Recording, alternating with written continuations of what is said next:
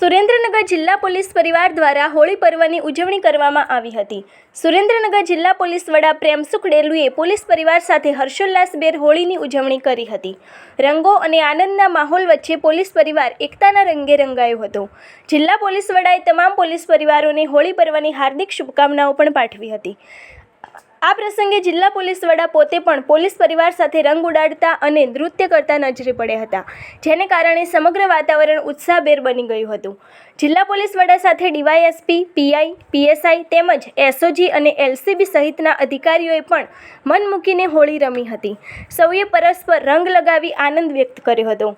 હોળીના આ ઉત્સવ દરમિયાન મેઘધનુષ્ય જેવા રંગીન દ્રશ્યો સર્જાયા હતા, જ્યાં એકતા, પ્રેમ અને સૌહાર્દના રંગો ઝળહળતા જોવા મળ્યા હતા। આ અંગેની વધુ માહિતી માટે જોતા રહો ભારત ટાઈમ્સ ન્યૂઝ।